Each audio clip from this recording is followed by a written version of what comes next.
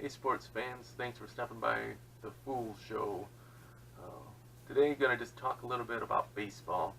We're getting towards the tail end of the season and everyone's waiting for football, but I'm going to start a little bit baseball here. I really wonder what kind of opportunity the Tigers had, the Detroit Tigers had. They blew such a great opportunity. They had so much talent and then they just couldn't get it done. You had Justin Verlander, J.D. Martinez. He's looking like an MVP candidate this year. If Mookie Betts kind of slows down a little bit, he could get the Triple Crown again. That'd be interesting. We had Miguel Cabrera get the Triple Crown. To think if J.D. Martinez, a former Tiger, gets the Triple Crown. You have Max Scherzer looking like a possible MVP candidate. People are whispering about. Certainly the front runner for the NL Cy Young. You have Rick Porcello. You have Justin Upton. You have lots and lots of great talent. Don't forget Miggy. Obviously, he got injured, but he would still be on this team. Victor Martinez was still at the tail end of his prime. How could you have such good talent and then not win? It's so frustrating. But you know what? All those players I mentioned, none of them were in the bullpen. The front office of the Detroit Tigers never had a good bullpen. Maybe back in 2006, you had Fernando Rodney, Todd Jones, which I wouldn't consider good, and Joel Zumaya were in the bullpen in the 2006 year. And they could get the job done. You had Rodney and Zumaya. Zumaya especially flamethrower. He blew out his arm. But that's probably the last time the Tigers had a good, decent bullpen. And look what happened. Went all the way to the World Series. Since then, we make the playoffs every couple of years. They did. It just wouldn't be able to meet the expectations. So it's just really disappointing. So I'd say the bullpen was the big factor. And I still think coaching. I just think Jim Leyland just could not get out of this team what it should have been.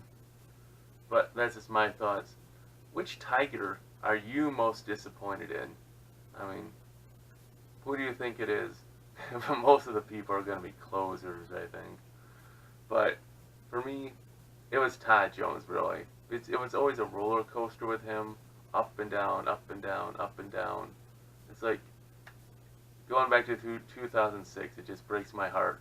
The Tigers should have won that series, and Todd Jones kind of just blew game 2. They still won, but they were going 3-0 to the bottom of or top of the ninth. It would have been top of the ninth. And he let in 2 runs, and that kind of just gave St. Louis life. Like, oh, we know we can beat this team. That's just my foolish opinion there. Another little baseball story I saw was Robinson Cano came back from his 80-game suspension for drugs. Now, what do you think about that? Automatically people go, oh, is he a Hall of Famer? I don't really know if he cares if he's still a Hall of Famer. People just talk about, is he a Hall of Famer? Well, he's got 2,400 hits, 300 home runs, 500 doubles. He's a 300 career hitter, over 300. He's got, I think, 5 silver sluggers and 2 gold gloves. I don't know how that's not a Hall of Famer. But then you come to the question, what are you going to do with him? Because he cheated at baseball. Well, whoop-de-doo. He's still a Hall of Famer. To maybe quiet down those holier-than-thou baseball writers, why don't you just put on his plaque? He was suspended in 2018 for substance, whatever it was. I don't know if you're just going to say a substance suspension, whatever. Just say he was suspended and just move on. Does that mean his whole career is now worthless? No. That kind of goes along my same thinking with Pete Rose. He's the all-time hit leader in baseball. But, then he bet on baseball when he was a manager. So what? So, just put on his plaque, all-time hit leader, one of the greatest players of all time, and after he was done, he bet on baseball. So be it. Move on. It's so annoying, these baseball writers who just think that they are like empowered with holding the sport to the highest of standards. I mean, you're a baseball writer. Get a life. All right, switching gears. Football. Tonight, the Lions play the Giants, 7 o'clock Eastern Time. And I really hope Saquon Barkley plays. I want to see him. He was great. He tore up Michigan when we played him. I'm glad he went pro. And I hope he plays. He's listed as questionable, but I hope he plays. I want to see him play. I really hate Eli Manning. I hate his face. I mean, I think he's one of the most overrated quarterbacks. Don't get me wrong. He's won 2 Super Bowls. Great. Good for him. Outside of those 2 years where they were barely getting the playoffs and they get hot, hey, they did it. You can't take it away from him. But besides that, he's been just a mediocre quarterback. And people just act like he's like one of the great quarterbacks. He's not one of the great quarterbacks. It'd be like saying Joe Flacco's one of the great quarterbacks because he won a Super Bowl. No, he's not one of the great quarterbacks. Eli's not a great quarterback. Joe Flacco's not a great quarterback. Hey, they're good quarterbacks, but they're not great quarterbacks. So hopefully the Lions can smack him around a little bit.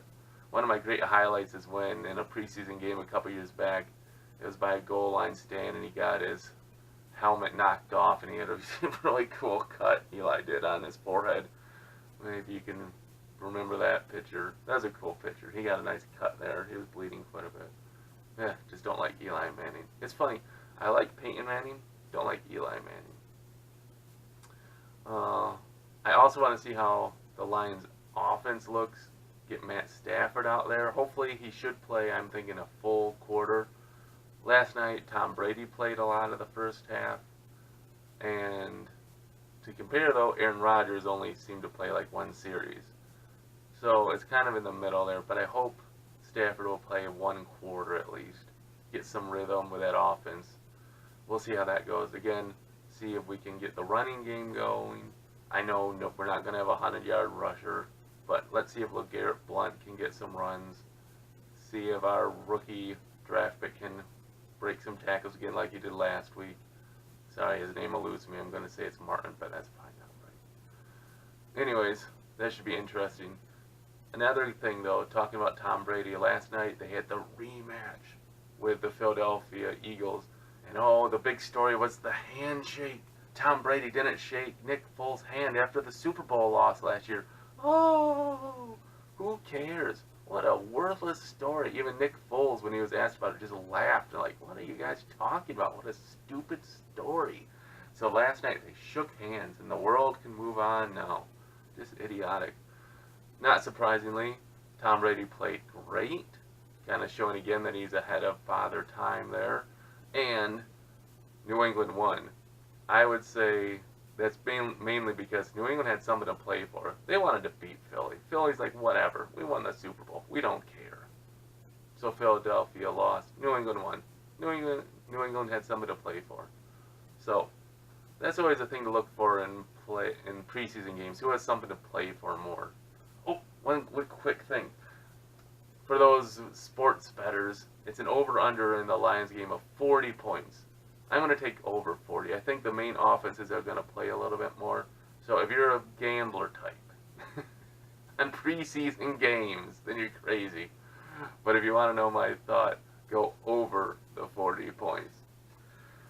Oh, hey, I think that's all I wanted to talk about today. Go to see the Lions tonight. Hopefully they play good. And, oh, one little side note. Tigers lose again. It's great that they're losing to teams that maybe they could beat. And right now they're battling Minnesota Twins for 2nd place in the division. And they lose 15-7. I think it was something like that, 15-8. Like, man, when can this baseball season be done? Just get to the playoffs. Other divisions have good races. Not the Central. Cleveland's got that wrapped up, no doubt. Hey, thanks for watching. If you have any comments, put them below. If you like it, give me a thumbs up, follow, appreciate it. And as always, thanks for stopping by, and go Blue.